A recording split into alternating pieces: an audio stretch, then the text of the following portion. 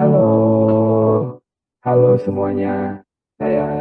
Apakah suara saya terdengar? Assalamualaikum warahmatullahi wabarakatuh. Halo teman-teman semua, kami dari kelompok 1, One Team One Spirit. Pada hari ini, kami akan menjelaskan tentang landasan hukum pemeriksaan keuangan negara. Sebelum kami memulai presentasi kami, izinkan kami untuk menyampaikan pantun terlebih dahulu. Anak nelayan menuju muara mencari ikan dengan perahu. Teman-teman seperjuangan semua, izinkan kami memperkenalkan diri dulu. Kelompok kami terdiri dari Nunelia Sari, Maharsi Wahyu Kinasih, Diah Aprianti, Rahma Islami Harmoni, Tirta Mustika Yudhistira, Anissa Safira, Katarina Anggita Rahmaputri, serta Elizabeth Hasibuan. Tanpa menunggu lebih lama lagi, mari kita segera mulai presentasinya. Dalam bab 2 ini, yaitu landasan hukum pemeriksaan keuangan negara, terdapat 2 subbab, yaitu landasan hukum dan hubungan SPKN dengan peraturan perundang-undangan terkait. Landasan hukum pemeriksaan keuangan negara yang paling utama yaitu Undang-Undang Dasar 1945 Pasal 23E, F, dan G. Yang selanjutnya diatur dalam 4 undang-undang. Keempat undang-undang tersebut yaitu Undang-Undang Nomor 17 Tahun 2003 tentang Keuangan Negara, Undang-Undang Nomor 1 Tahun 2004 tentang Perbendaharaan Negara, Undang-Undang Nomor 15 Tahun 2004 tentang Pemeriksaan Pengelolaan dan Tanggung Jawab Keuangan Negara, dan Undang-Undang Nomor 15 Tahun 2006 tentang Badan Pemeriksa Keuangan.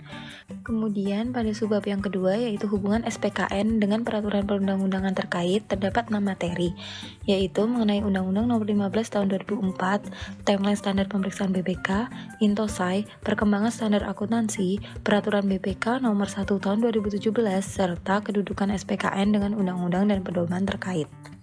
Kemudian saya akan menjelaskan mengenai landasan hukum yang pertama, yaitu Undang-Undang Dasar 1945 Bab 8A tentang Badan Pemeriksa Keuangan, yang merupakan mandat utama yang diamanahkan kepada BPK. Nah, landasan hukum yang sebagai mandat utama mengenai tugas dan kewenangan BPK diatur dalam 3 pasal, yaitu pasal 23E, F, dan G. Yang pertama, pasal 23E ayat 1, 2, dan 3 menjelaskan bahwa untuk memeriksa pengelolaan dan tanggung jawab tentang keuangan negara diadakan satu badan pemeriksaan keuangan yang bebas dan mandiri. Hasil pemeriksaan keuangan negara diserahkan kepada DPR, DPD, dan DPRD sesuai dengan kewenangannya. Dan hasil pemeriksaan tersebut ditindaklanjuti oleh lembaga perwakilan dan atau badan sesuai dengan undang-undang. Isi pasal 23E menjadi pijakan paling mendasar dalam pembahasan aspek hukum tata negara dalam hal perencanaan pemeriksaan dan tugas serta wewenang BPK secara umum yang menjadikan BPK memiliki tugas dalam melakukan pemeriksaan atas pengelolaan dan tanggung jawab keuangan negara yang dilakukan tanpa campur tangan lembaga atau badan negara lainnya. Kedua, pasal 23F ayat 1 dan 2 menjelaskan bahwa anggota Badan Pemeriksa Keuangan dipilih oleh DPR dengan memperhatikan pertimbangan DPD dan diresmikan oleh Presiden. Pimpinan Badan Pemeriksa Keuangan dipilih dari dan oleh anggota. Kemudian yang ketiga, pasal 23G ayat 1 dan 2 menjelaskan bahwa Badan Pemeriksa Keuangan berkedudukan di ibu kota negara dan memiliki perwakilan di setiap provinsi. Ketentuan lebih lanjut mengenai Badan Pemeriksa Keuangan diatur dengan undang-undang. Undang-Undang Dasar 1945 pasal 23E, F, dan G ini tidak memberikan penjelasan mengenai keuangan negara. Namun hal tersebut didelegasikan oleh Undang-Undang Dasar 1945 kepada Undang-Undang Nomor 17 Tahun 2003 tentang Keuangan Negara. Landasan hukum berikutnya yaitu Undang-Undang Nomor 17 Tahun 2003 tentang Keuangan Negara. Keuangan negara adalah semua hak dan kewajiban negara yang dapat dinilai dengan uang, serta segala sesuatu baik berupa uang maupun berupa barang yang dapat dijadikan milik negara, berhubung dengan pelaksanaan hak dan kewajiban tersebut. Penjabaran tugas BPK dalam Undang-Undang Nomor 17 Tahun 2003 ini adalah Pasal 30 ayat 1, yaitu Presiden menyampaikan rancangan undang-undang tentang pertanggungjawaban pelaksanaan APBN kepada DPR, berupa laporan keuangan yang telah diperiksa oleh BPK selambat-lambatnya 6 bulan setelah tahun anggaran berakhir. Serta pasal 31 ayat 1, yaitu Gubernur, Bupati, Wali Kota menyampaikan rancangan peraturan daerah tentang pertanggungjawaban pelaksanaan APBD kepada DPRD berupa laporan keuangan yang telah diperiksa oleh BPK selambat-lambatnya 6 bulan setelah tahun anggaran berakhir. Penjelasan umum Undang-Undang Nomor 17 Tahun 2003 juga memuat asas pemeriksaan keuangan oleh badan pemeriksa yang bebas dan mandiri, selain asas-asas lainnya. Undang-Undang Nomor 17 Tahun 2003 ada 11 bab. Di antaranya memuat ruang lingkup keuangan negara, pengelolaan keuangan negara, penyusunan dan penetapan APBN dan APBD, hubungan keuangan antara pemerintah pusat dengan bank sentral, pemerintah daerah, pemerintah lembaga asing, perusahaan negara, perusahaan daerah, serta badan pengelola dana masyarakat. Undang-undang ini juga berisikan pelaksanaan dan pertanggungjawaban pelaksanaan APBN dan APBD, serta ketentuan pidana, sanksi administrasi, dan ganti rugi. Landasan hukum pemeriksaan keuangan negara berikutnya terdapat pada Undang-Undang Nomor 1 Tahun 2004 tentang Perbendaharaan Negara, di mana perbendaharaan negara adalah pengelolaan dan pertanggungjawaban keuangan negara, termasuk investasi dan kekayaan yang dipisahkan, yang ditetapkan dalam APBN dan APBD. Di dalam Undang-Undang Nomor 1 Tahun 2004 tentang Perbendaharaan Negara ini terdapat 14 bab, mulai dari pejabat perbendaharaan negara, pengendalian intern pemerintah, hingga penyelesaian kerugian negara atau daerah. Di dalam bab inilah, setiap kerugian negara wajib dilaporkan kepada BPK, seperti diatur di dalam pasal 60 ayat 1, setiap kerugian negara wajib dilaporkan oleh atasan langsung atau kepala kantor kepada menteri atau pimpinan lembaga dan diberitahukan kepada Badan Pemeriksa Keuangan selambat-lambatnya 7 hari kerja setelah kerugian negara diketahui. Pasal 61 ayat 1, setiap kerugian daerah wajib dilaporkan oleh atasan langsung atau kepala satuan kerja perangkat daerah kepada gubernur atau bupati atau wali kota dan diberitahukan kepada Badan Pemeriksa Keuangan selambat-lambatnya 7 hari kerja setelah kerugian daerah diketahui. Pasal 62 ayat 1, pengenaan ganti kerugian negara atau daerah terhadap bendahara ditetapkan oleh Badan Pemeriksa Keuangan. Pasal 62 ayat 2, apabila dalam pemeriksaan kerugian negara atau daerah, sebagaimana dimaksud pada ayat 1, ditemukan unsur pidana, Badan Pemeriksa Keuangan menindaklanjutinya sesuai dengan peraturan perundang-undangan yang berlaku.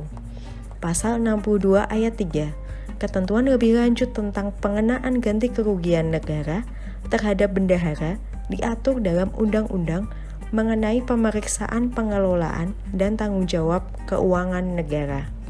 Landasan hukum selanjutnya adalah Undang-Undang Nomor 15 Tahun 2004 tentang pemeriksaan pengelolaan dan tanggung jawab keuangan negara. Undang-undang ini mengatur perihal BPK sebagai lembaga yang memiliki kekuasaan memeriksa pengelolaan dan pertanggungjawaban keuangan negara dalam melaksanakan tugas dan wewenangnya. Dalam pasal 1 undang-undang ini, pemeriksaan didefinisikan sebagai proses identifikasi masalah, analisis, dan evaluasi yang dilakukan secara independen, objektif, dan profesional berdasarkan standar pemeriksaan untuk menilai kebenaran, kecermatan, kredibilitas, dan keandalan informasi mengenai pengelolaan dan tanggung jawab keuangan negara. Pengelolaan keuangan negara adalah keseluruhan kegiatan pejabat pengelola keuangan negara sesuai dengan kedudukan dan kewenangannya yang meliputi perencanaan, pelaksanaan, pengawasan, dan pertanggungjawaban.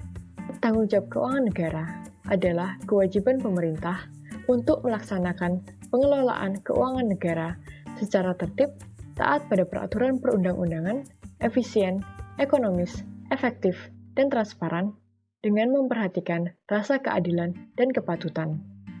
Undang-undang ini terdiri atas 8 bab yang mengatur hal-hal sebagai berikut.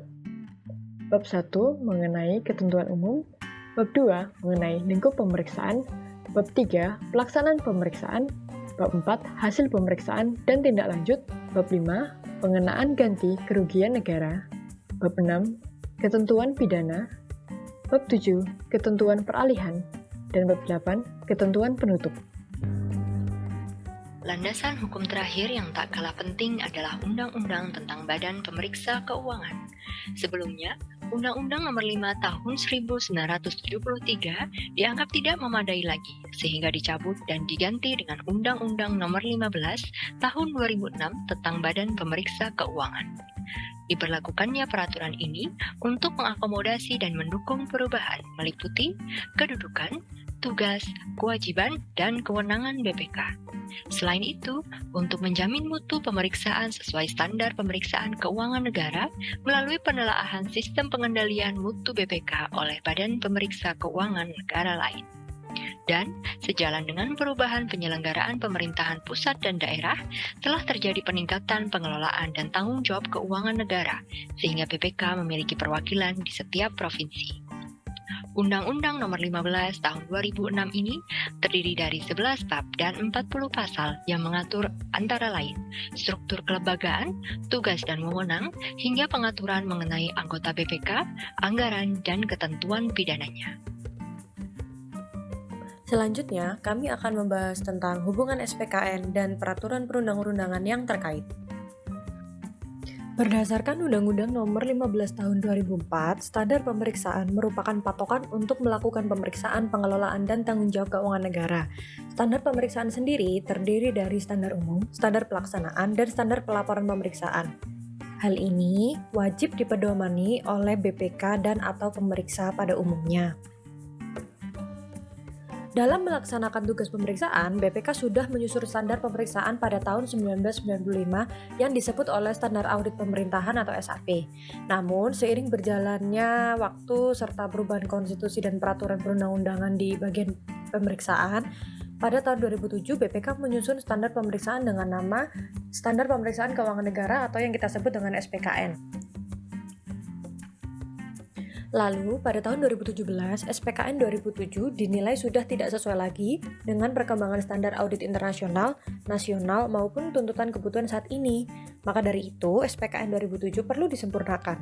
Perkembangan standar pemeriksaan internasional saat ini mengarah pada perubahan dari berbasis pengaturan detail atau rule-based standards ke pengaturan berbasis prinsip atau principle-based standards. Pada tingkat organisasi Badan Pemeriksa Sedunia, INTOSAI atau The International Organization of Supreme Audit Institutions menerbitkan International Standards of Supreme Audit Institutions atau ISAI yang memiliki manfaat sebagai referensi pengembangan standar bagi anggota INTOSAI. INTOSAI juga mengadopsi International Standards on Auditing yang diterbitkan oleh International Federation of Accountants atau IFAC. Seiring dengan perkembangan standar internasional tersebut, Standar Profesional Akuntan Publik atau SPAP tahun 2001 yang diberlakukan dalam SPKN 2007 juga mengalami perubahan, yaitu dengan mengadopsi ISA. Pada awal 2017, BPK berhasil menyelesaikan penyempurnaan SPKN 2007 yang ditetapkan menjadi Peraturan BPK Nomor 1 Tahun 2017 tentang Standar Pemeriksaan Keuangan Negara atau SPKN 2017.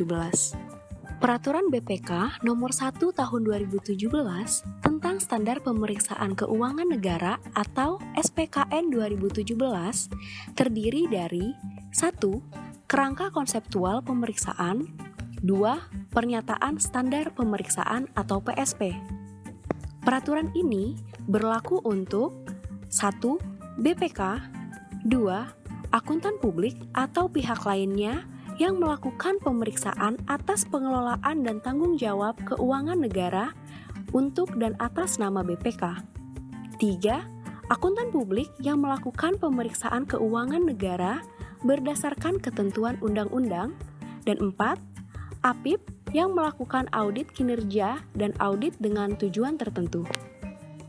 SPKN diterbitkan oleh BPK dengan berlandaskan pada Undang-Undang Dasar 1945, Undang-Undang Nomor 15 Tahun 2004, serta Undang-Undang Nomor 15 Tahun 2006 sebagai bentuk adanya mandat organisasi.